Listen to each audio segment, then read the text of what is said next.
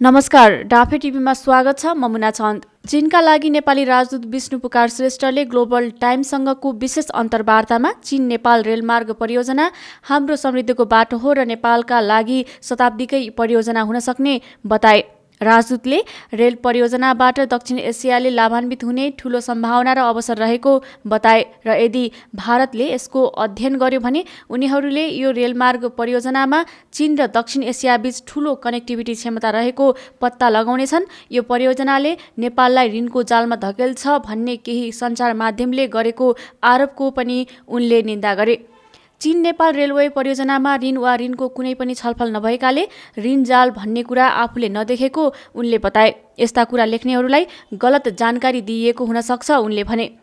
नेपाल र चीनले त्यस्ता आयोजनाको सामाजिक आर्थिक व्यवहार्यतामा ध्यान दिँदै पारस्परिक लाभमा आधारित कुनै पनि आयोजनाको वित्तीय मोडालिटीका लागि वार्ता गर्छन्। ऋण जालको बारेमा कुरा गर्नेहरूले मिडियामा गलत जानकारी र हल्ला गरिरहेका छन्, कूटनीतिज्ञले भने। अगस्त 10 तारिक चीनको सान्दोङ प्रान्तको छिङदाओमा राज्य परिषदका सदस्य तथा विदेश मन्त्री वाङ यीले नेपाल भ्रमणमा रहेका विदेश मन्त्री नारायण खड्कासँग भेटवार्ता गर्नुभएको छ। भेटमा वाङले नेपाल चीन सीमापार रेलमार्गको सम्भाव्यता अध्ययनका लागि चीनले सहयोग रकम प्रयोग गर्ने र यसै वर्ष सर्वेक्षणको काम गर्न विज्ञहरू नेपाल पठाउने घोषणा गरे। सम्भाव्यता अध्ययनको अर्थ रेलवे आयोजना सुरु भइसकेको छ। आयोजना सम्भाव्य देखाएको खण्डमा अन्तिम कार्यान्वयन देखिन्छ। हामी विश्वास गर्छौँ कि यदि चीन प्रतिबद्ध छ भने केही असम्भव छैन। अधिकांश नेपाली जनता चीन र चीनको विकासको पक्षमा रहेकोले नेपाली जनताले यसरी सोच्छ, राजदूतले ग्लोबल टाइम्सलाई भने। चीन नेपाल रेलमार्गको प्रस्ताव सन् 2016मा आएको थियो र यो रेलवेले दक्षिण पश्चिम चीनको सिजाङ स्वायत्त क्षेत्रको सिगाचे र नेपालको राजधानी काठमाडौँलाई जोड्नेछ। तर भारतको तथाकथित ऋण वा सुरक्षा सरोकारलाई उद्धृत गर्दै केही सञ्चार माध्यमहरूले यस उच्च प्रत्याशित परियोजनामा चिसो पानी फालेका छन्। अन्तर्वार्ताका क्रममा राजदूतले भने भारत र चीन दुवैसँग नेपालको सम्बन्ध बलियो र ऐतिहासिक छ। यद्यपि तिनीहरूको आफ्नै गतिशीलता र आयामहरू छन्। तर म प्रश्न पार्न चाहन्छु कि नेपाल र चीनले भारतका लागि हानिकारक हुने कुनै पनि परियोजनामा काम गर्दैनन्। मलाई लाग्दैन कि यस रेलवे परियोजनाले कसैको लागि कुनै प्रकारको सुरक्षा प्रभाव पार्छ। उनले ग्लोबल टाइम्सलाई भने रेलवे परियोजना हाम्रो आवश्यकता हो, यो हाम्रो सपना हो, यो हाम्रो समृद्धिको बाटो हो। राजदूतका अनुसार कतिपयले अनुमान गरे जस्तै रेलवे सैनिक जनशक्ति बोक्नका लागि योजना बनाइएको वा निर्माण गरिएको छैन। त्यहाँ सधैँ केही मानिसहरू सही चिजहरूको विरुद्धमा हुन्छन्। त्यहाँ धेरै मानिसहरू छन् जो सही कुराहरू लागू गर्न चाहन्छन्। रेलवे कनेक्टिभिटीले व्यापार र पर्यटन, रोजगारी सिर्जना र सामाजिक आर्थिक अवस्थाको उत्थानमा ठूलो सम्भावना बोकेको छ।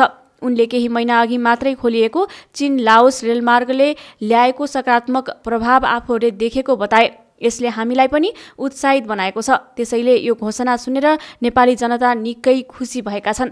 हामी विश्वास गर्छौँ कि यो चाँडै पूरा हुनेछ। नेपालले चीनसँग राम्रो सम्बन्ध कायम गर्न भारत लगायत अन्य देशबाट दबावको सामना गरिरहेको छ भनी सोध्दा राजदूत श्रेष्ठले ग्लोबल टाइम्सलाई भने नेपालको स्वतन्त्र परराष्ट्र नीति छ। नेपाल सरकारले के गरिरहेको छ र के गर्नुपर्छ भन्ने कुरा राम्ररी थाहा छ। हामी धेरै ठूलो जनसङ्ख्या भएका दुई विशाल प्राचीन देशहरू बीचको तरुल जस्तै छौँ। हामीसँग हाम्रो रणनीतिक स्थान छ, होइन? कतिपयले त्यस्तो देखेका होलान्, तर मैले भने झै नेपालको आफ्नै नीति छ। नीति अनुसार काम चल्छ, उनले भने। नेपाल सरकार कहिले दक्षिणतिर झुकेको छ, कहिले पश्चिम, कहिले उत्तरतिर झुकिएको छ भन्थे। तर प्रमुख सिद्धान्त भनेको असंलग्नता र कुनै पनि किसिमको सैन्य छातामुनि नबस्नु हो, उनले थपे।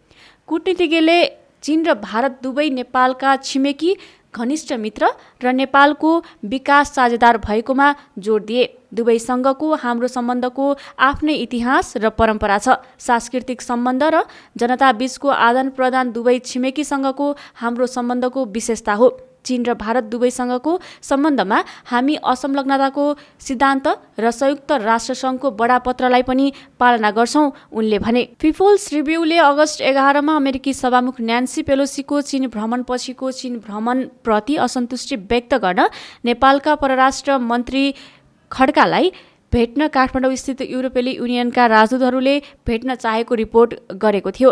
नेपालले चीनसँगको सम्बन्धमा भारतको दबाब पनि भोगेको बताइएको छ।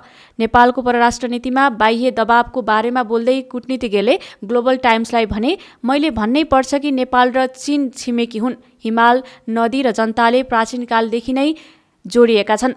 इतिहास, संस्कृति र परम्परा दबावमा हुँदैन, तर नदीमा पानी बग्ने र दुई देशका पहाडमा हावा उडाए झै प्राकृतिक रूपमा बढ्छ। छिमेकी हुनुका साथै नेपाल र चीन घनिष्ठ मित्र हुन्। यो कुनै पनि हिसाबले बल, कल्पना वा दबावमा होइन, यो नेपाली जनता र सरकारको रोजाइबाट हो। नेपालको परराष्ट्र नीति सबैसँग सद्भाव, कसैसँग दुश्मनी होइन। यदि तपाईलाई आजको रिपोर्ट मन पर्यो भने लाइक, शेयर र सब्स्क्राइब गर्न नबिर्सिनुहोला। धन्यवाद।